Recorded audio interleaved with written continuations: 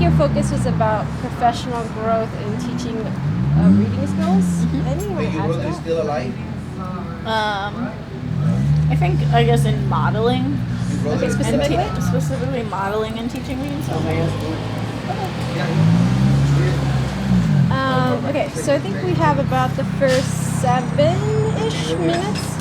And I know in the past you've said you want to start out with like areas of growth and then move into positive. Do you want to start out with anything that you noticed or anything that stuck out for you? Um,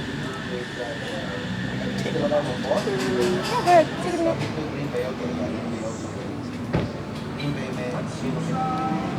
I think one thing in terms of rewatching it, one, I moved pretty quickly, and so I think being able to slow down, and in general with modeling, slowing down the whole process, I think is what leads to it working better. Okay.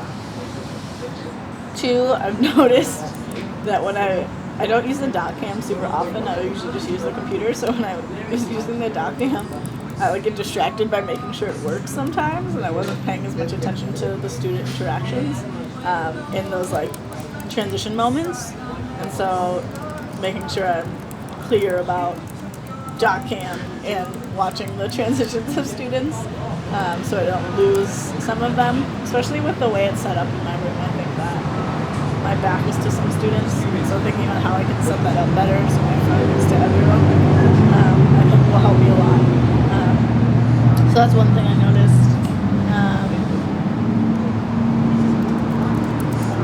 Is that something you'd be interested in?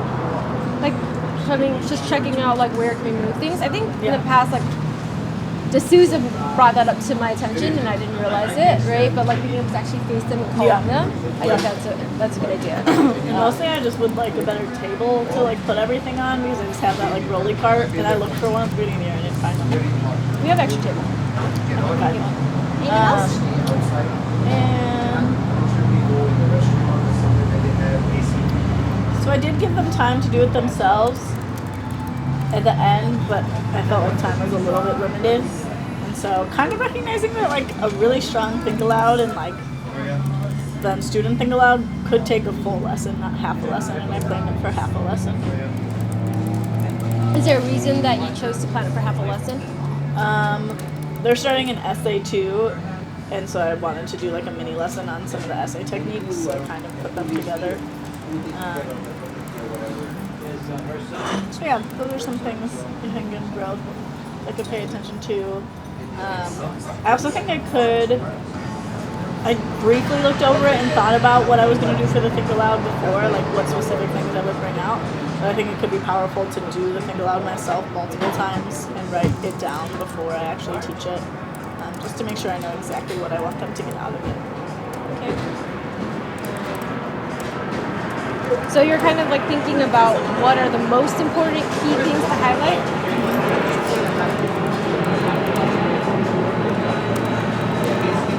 Anything else you can think of?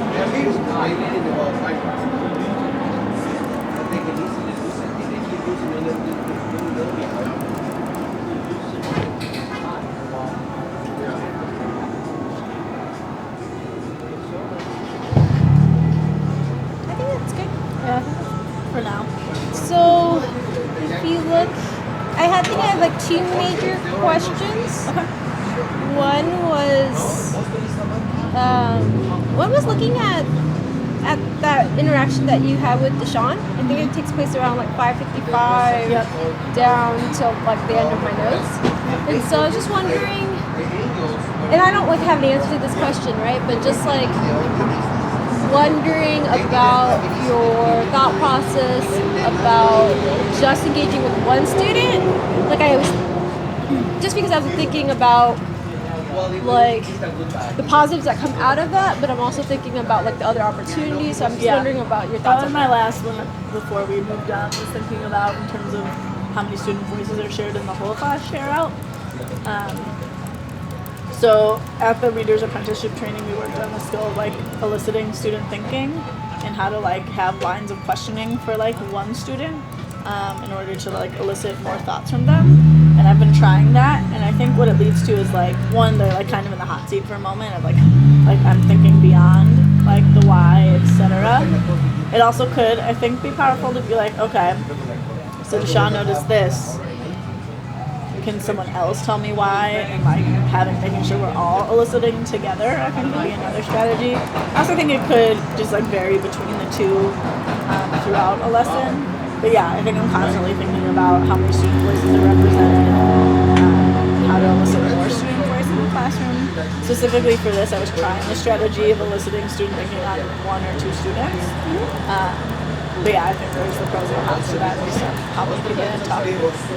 And I think the main reason I brought that up was because of the length of the Think Aloud. It was just, besides the peer share, it didn't seem like there were a lot of opportunities, right? So even like I'm wondering like if you had asked a question to Sean, but instead of like letting him respond for the whole class, give everybody a second to answer their question before Like he before he answers it. That's an interesting thought too.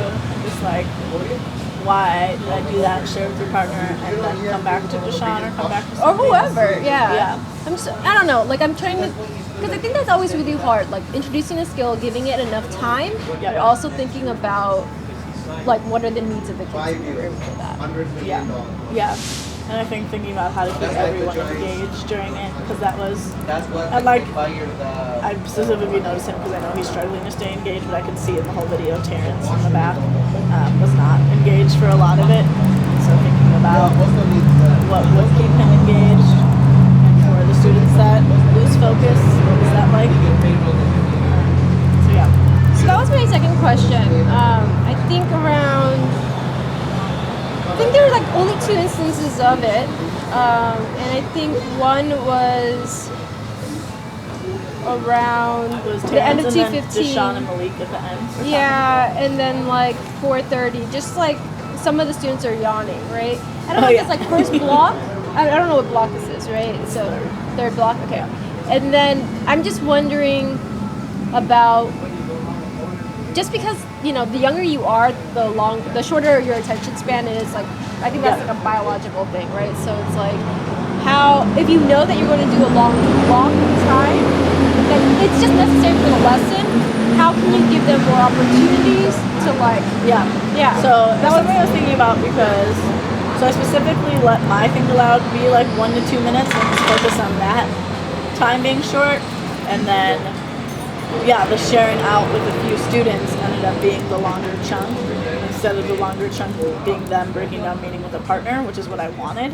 And so thinking about how much time to put in the whole class share to clarify things and to like work through things together. I think that piece of timing is where I'm still a little unclear on how much time to take in the whole class shares.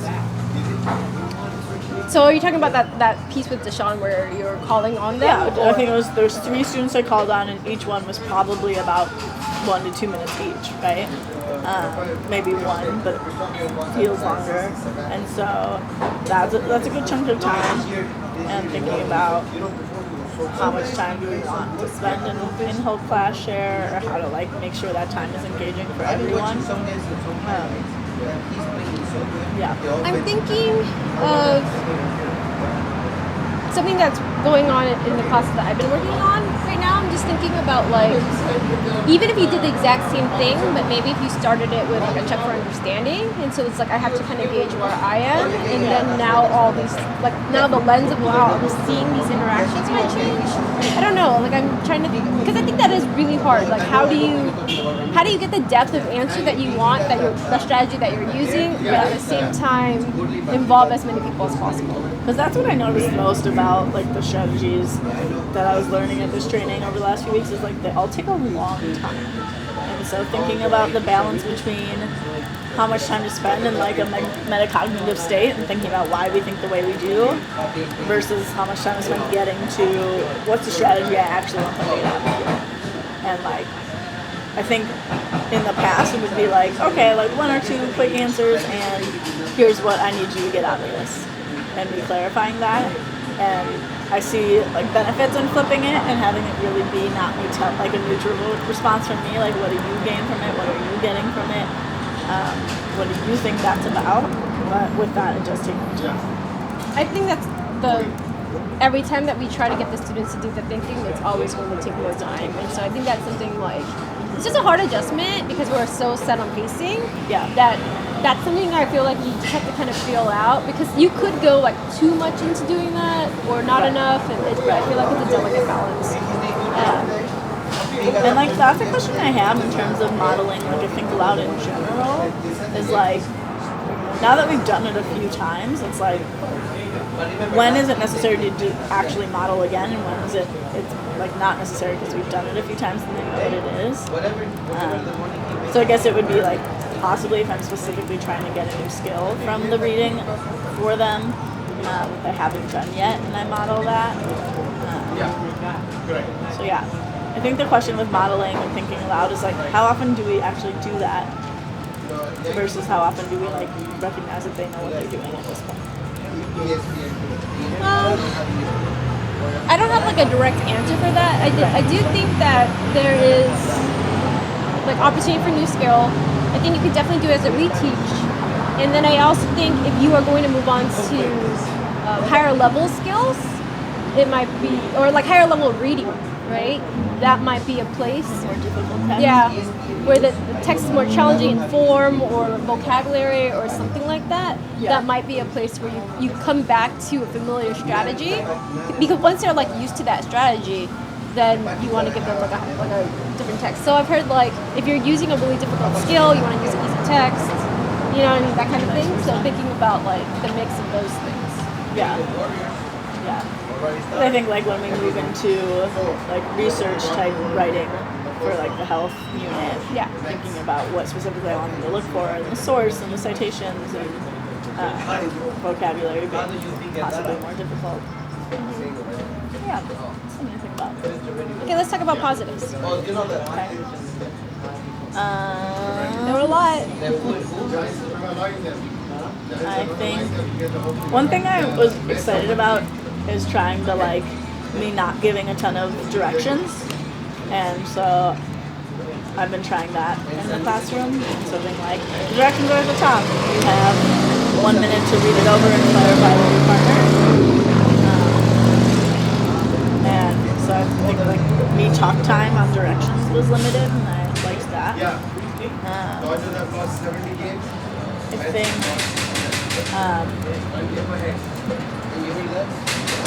students were, for the most part, I would say maybe like 90% of students were engaged with writing what I was writing on the board and doing what I was doing on the board.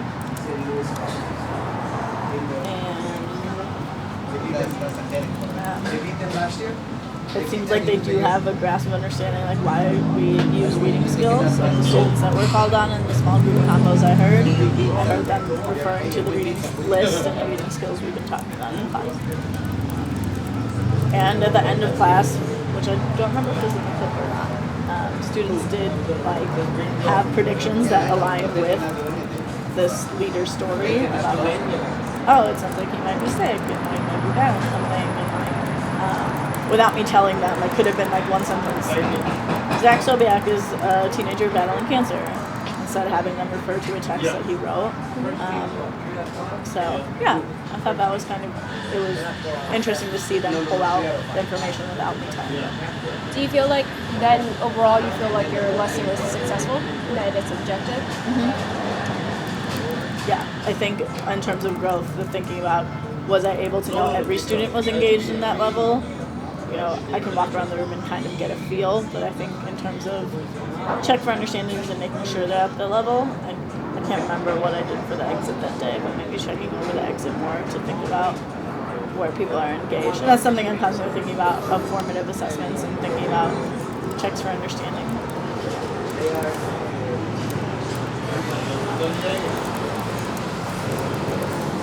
I liked what you were saying about the different levels of inquiry questions. I was interested in that, but it seemed like they were really familiar with what you were saying with that. It shows like high level. Where have you gone with that? So we used it the week before. Okay. We started with chunking, paraphrasing, and summarizing, and then the next week we did leveled questions. And so they had a homework assignment to read over what level questions were and to paraphrase what they were.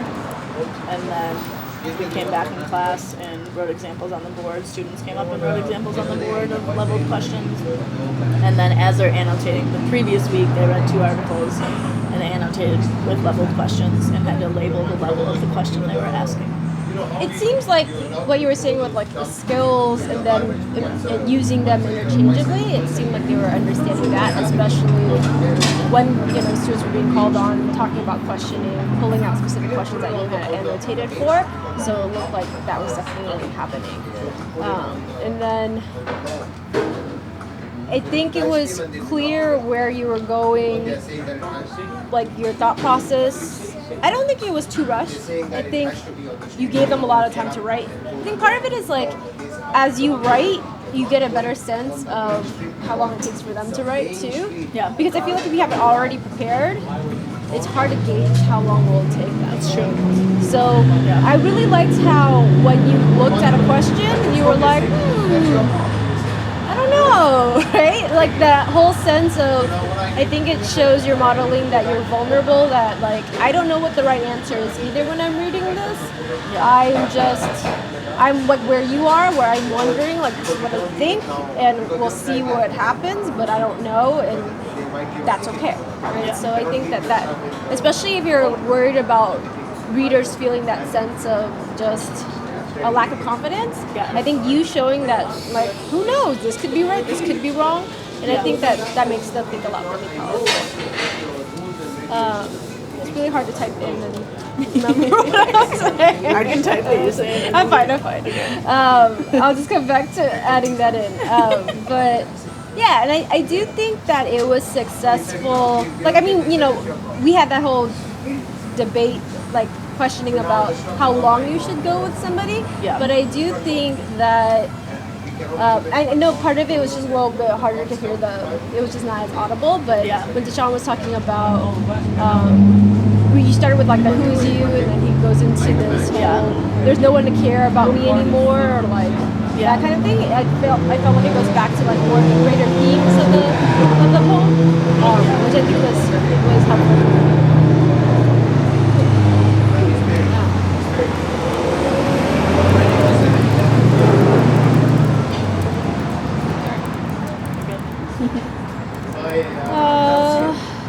Let's see.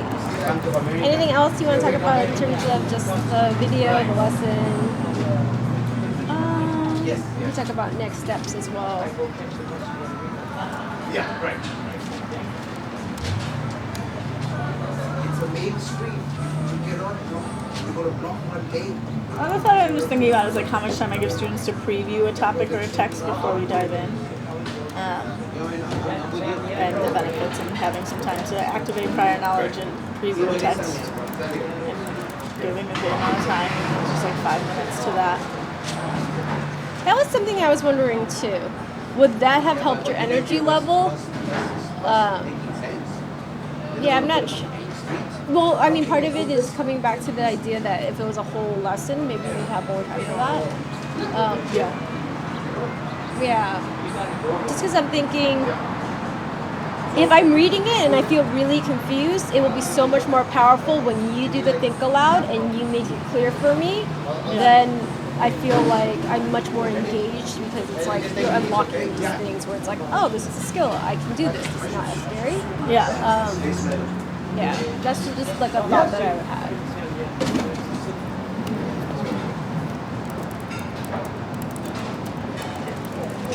Are you okay? Next steps then? Yes, I will. Maybe I one. think Go ahead. for this, it is thinking about what other reading skills, starting with reading skills and like backwards mapping for the rest of the semester, and thinking like what reading skills I want them to bring out while they're annotating and reading. Which like I have some that I used last year and bookmarks and things like that. So thinking about adding to that and what I would want to modify. And then being really particular about what text I want to choose to think aloud and why. And focusing on timing and thinking about timing for lessons. which continues to like be a struggle sometimes, is how much time to spend on something before moving on and planning out timing correctly, which is something I think I've grown a lot in. And I think I can continue to improve on. I think an easy thing we can do is look at where your doc cam is, table setup. Yeah. Did you ask, maybe one place to go, you know, as we talk about metacognition is maybe checking with students whether it's an exit ticket, informal or formal ways, but like finding out how helpful are these types of think alouds, and then see kind of like the number of people that it might impact, because then I think it could be an opportunity for like small group intervention. Yeah, that was another thought I think I wrote down yesterday actually. Was I think after watching Rose's video and thinking about where there's opportunities in my classroom for that, and especially with just writing skills in general, I know this is a lot of times the biggest gap, or when I do reading circles later. It's the plan to do the differentiated reading circles again, probably second semester. Reading Circles, and then we do writing circles as well. I think both are opportunities, and I don't know if we think about writing as an opportunity to think aloud as much, but like it's such a big part of the writing process too. I think that could be a cool modeling to like pull a small group during writing circle time and like think through a topic sentence together and how it aligns with the thesis, etc. I think that could be powerful. I mean, while I'm here, I'm happy to help you with this, right? So like, especially just depending on what kind of role you need, if you're doing a small group intervention, especially if it's like you just want somebody else to watch the other students or that kind of thing. Yeah. Well, I'm thinking about with writing circles next week. They're writing their drafts for Wednesday, so based on who's behind on their drafts, I'm thinking about pulling a small group next Thursday for their writing circles to go over some writing skills. I have to think about specifically based on what their needs are and what like current trends I see in their